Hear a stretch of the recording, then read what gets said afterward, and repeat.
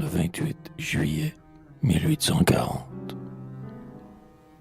Sous le regard de Dieu, ce témoin taciturne, 10 ans, déjà 10 ans, ont renversé leur urne dans ce tonneau sans fond qu'on nomme éternité.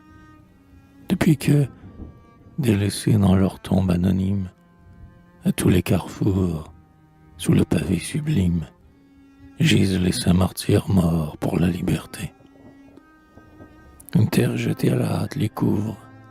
Ceux-ci, gardiens muets, sont restés près du Louvre. Au champ de Mars lointain, ceux-là sont en exil. Le reste d'or couché dans la fange des halles, et la foule enrouée aux clameurs triviales, étourdit leur sommeil avec son vin babil.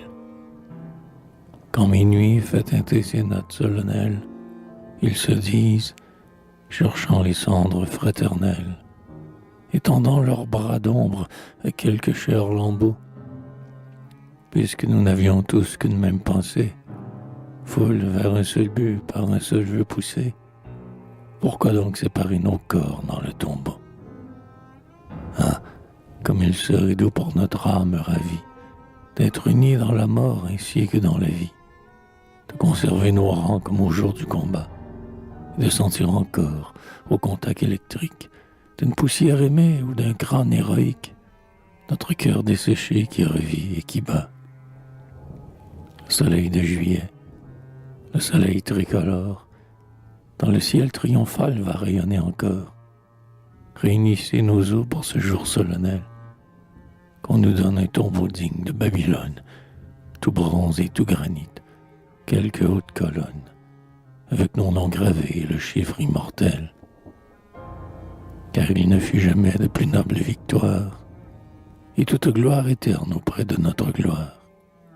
Phalange au cœur stoïque et désintéressé, contre le fait brutal, contre la force injuste, nous soutenions les droits de la pensée auguste, soldats de l'avenir, combattant le passé.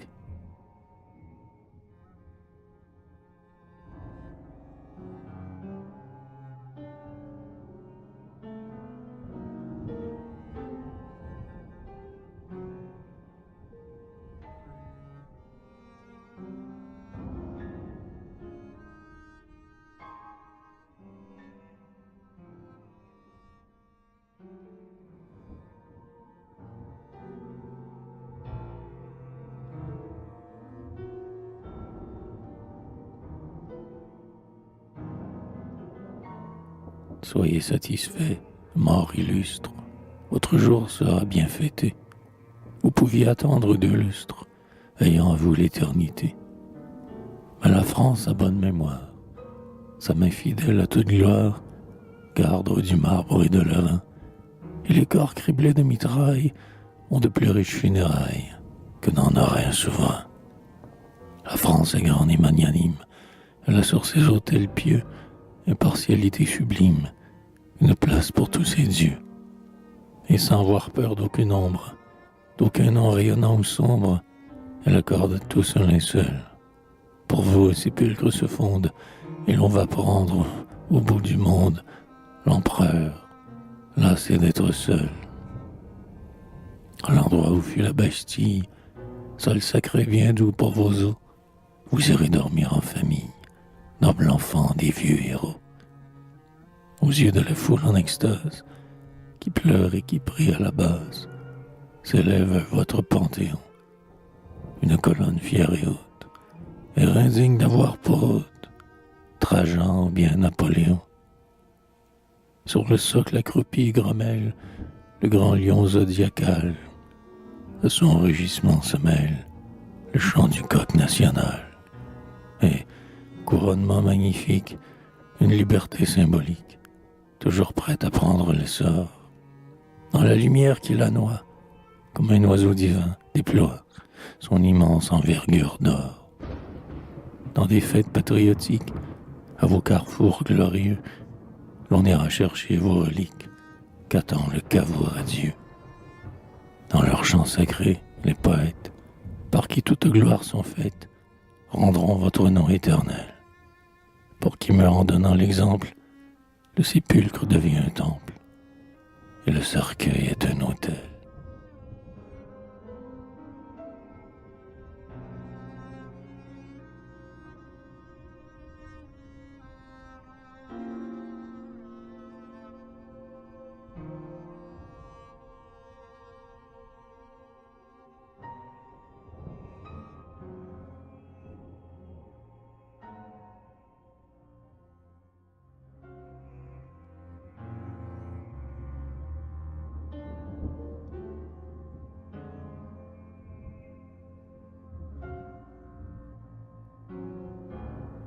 Sur cette tombe, autel de la Nouvelle-France, poète, je me plais à voir en espérance déposer un berceau de tant d'éclat surpris.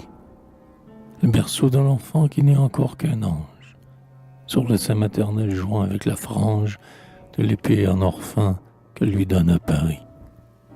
Au poète, au tribun, cette union doit plaire, du berceau dynastique au tombeau populaire, car le peuple à présent fait sacre les rois.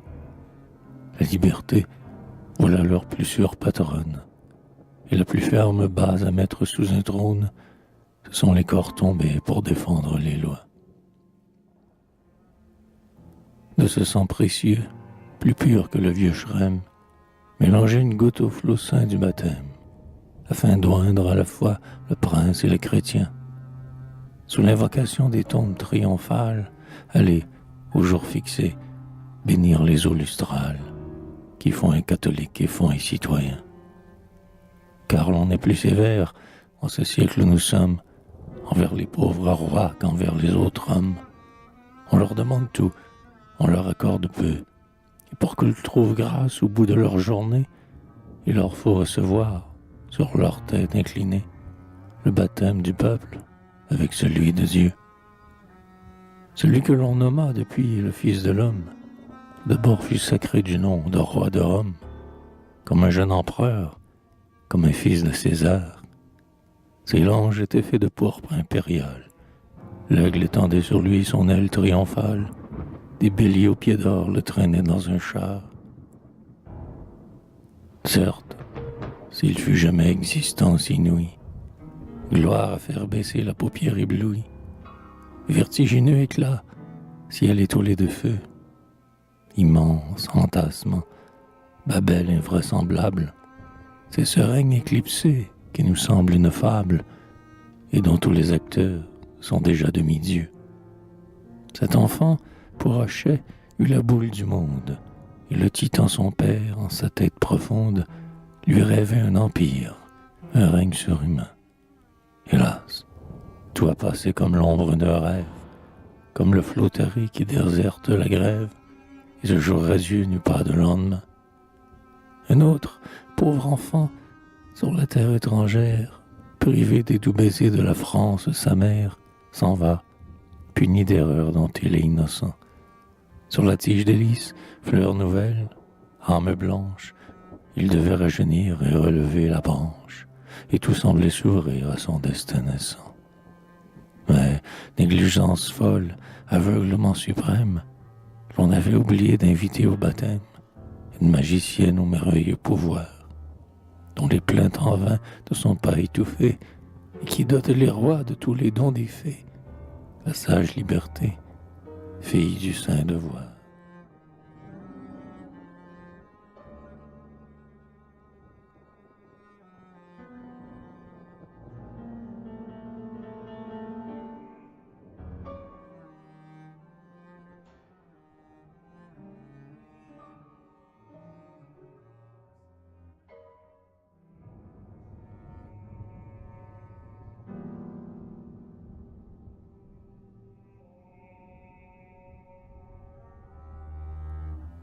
Enfant, une telle marraine protège un roi de tout péril, et sa baguette souveraine conjure la chute et l'exil.